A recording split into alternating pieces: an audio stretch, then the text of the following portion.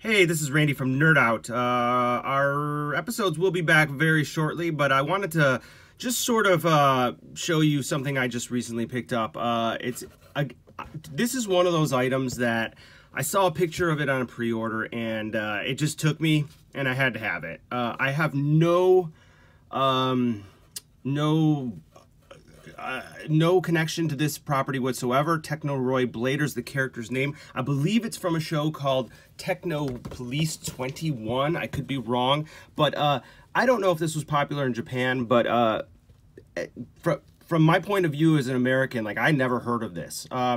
What appealed to me mostly and quickly about this was that it sort of falls in that gap of, like, Shogun Warriors was like early to mid 70s, and then Diaclone which soon became Transformers, was like early 80s, like 82, 83 and beyond aesthetically. And this sort of falls in between with that Gundam sort of aesthetic, where all the angles and the let me show you, all the it started getting a little bit more squared off, and that really appeals to me. Clearly it must be from my age and like what I grew up with and what I saw, but this really appealed to me. What I like the colors. I really love these transparent eyes, and I like the boxy shape. That appeals to me quite a bit. And if you're familiar with the Hi-Metal, this is part of the Hi-MetalR line by Bandai, Tamashii Nations. You know what you're getting is you're getting a pretty expensive, not that tall, but yet beautifully done robot. I mean, it's just across the board. That's you get. It's kind of what to expect. They are expensive. They're about $100 a piece, and we'll talk about whether I think the price is justifiable in just a few. But I do want to show you some of the great articulation. As you can see, when you bend the knee, that panel goes up, that goes down. That's spectacular. I mean, it's just those little details that really connect with me. The articulation is so spectacular that you can actually like separate some of the joints work in order to get hold on. Oh, see, something fell off already. Hold on. Sorry about that. So as you can see, like, you could sort of disconnect some of the joint work in order to get the articulation. This piece in front slides out in and out pretty easily. It's kind of frustrating, as you could see, but it's not a deal breaker. Here's the most impressive articulation point to me, is these legs actually have a hinge that go forward, so you can get him in like a seated position or a crouching.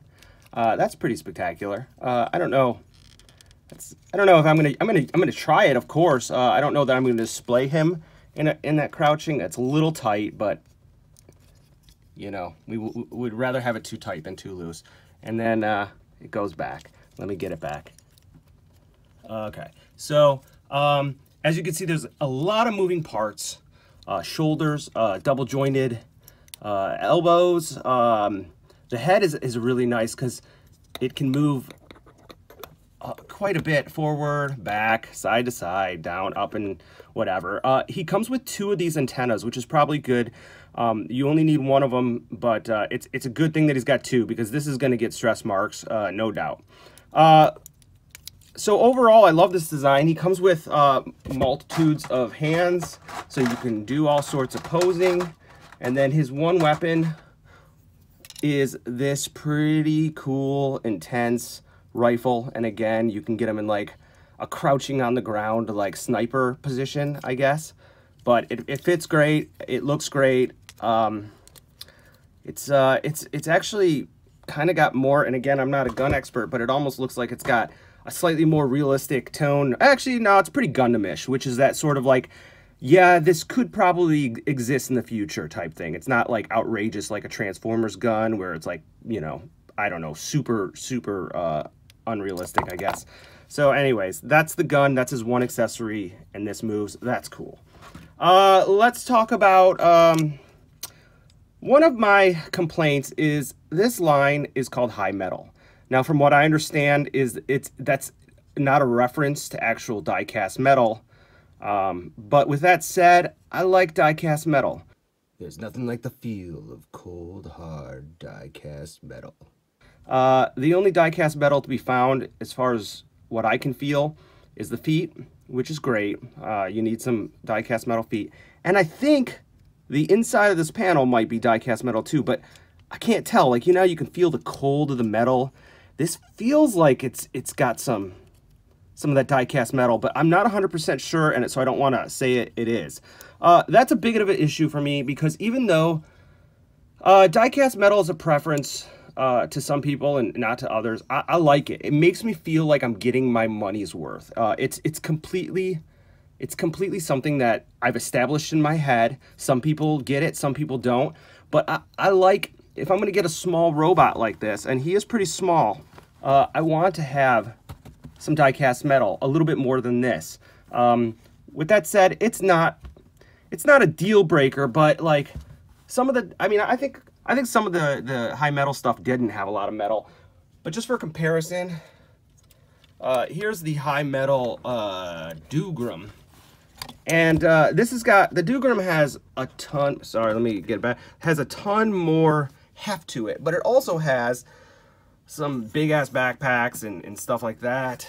So I think the Dougram feels a little bit more like you're getting a value, but it's all about character and whether you like it or not. Also want to note, this is super cool. I'll leave Dougram there because he's cool to look at. This is really cool. I guess he has some roller skates, but you could pop those out, and these little roller skates are chilling right there.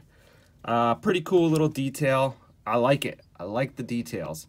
One other comment I want to make about this, and you may not get it, but his plastic has sort of a, it seems to be, I don't know if it's a modern trend or what, but it's sort of has this like waxy, or not really waxy, like textured feel to it. Almost kind of reminds me of a 3D printer type plastic.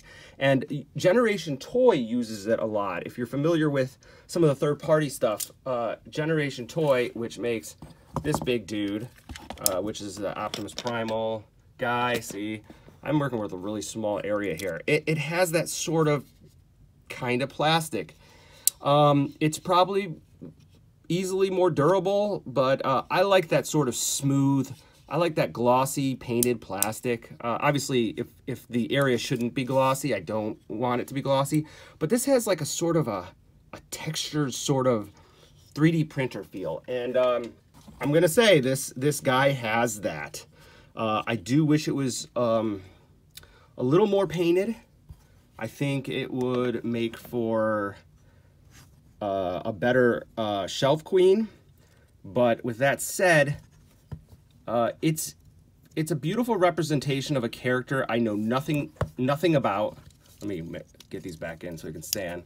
A character I know nothing about, and I bought it strictly and only because I thought it looked awesome and appealed to me from the you know, it's like judging a book by a cover. It just looks really appealing to me. It kind of has this like I don't know if you are familiar with Blazord or the Zap Power Force. They were based off of a Takara TV show similar to Power Rangers in the 90s, and KB Toys, if you remember them, KB Toys, they sold a series of them in the States, and those are very, very awesome, lovely toys, and this is very similar. For some reason, this doesn't seem to pop in right.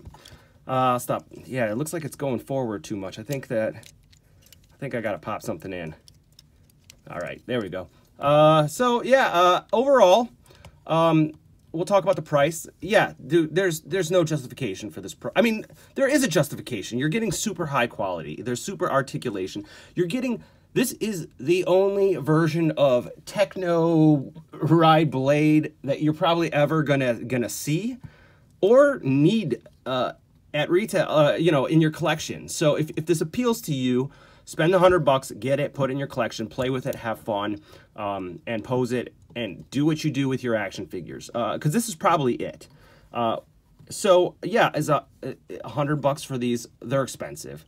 Bandai makes the best robot toys in the world, in my opinion. I don't know that that anyone could argue that. Takara, you know, they do a good job too. And then there's you know, I guess Max Factory makes some pretty primo stuff. I've never really handled the Max Factory, so you know, I can get some arguments. But overall, as far as mainstream Japanese imports. Bandai does it for me. I'm very rarely disappointed. As I'm not disappointed with this. Again, I wish there was a little bit more painted parts or glossy parts, or the plastic looked a little bit better. And I wish it transformed just for play value, but that's not the character. I did go back and watch an unedited or not unedited, but no subtitled episode of the cartoon, and I have no idea what was going on. And to be honest with you, it was pretty corny looking from that point of view. But again, this robot looks cool, and it spoke to me. So if it speaks to you, I have a feeling these are either going to go on clearance in Japan, or they're going to become really expensive, because my thought process is they are doing one run of this and then that's it. I don't know if it was a passion project, or I don't know. This could be something that's super popular in Japan that I'm completely ignorant about. I don't think that's the case, but I don't know everything. Yes, I do. Yeah, so Techroide Blader, Hi-MetalR from Bandai Tamashii Nations. It's good. It's good. Please subscribe, check us out. We'll have some full-on episodes soon. And until next time, nerd out. Happy birthday, Brian. Meh.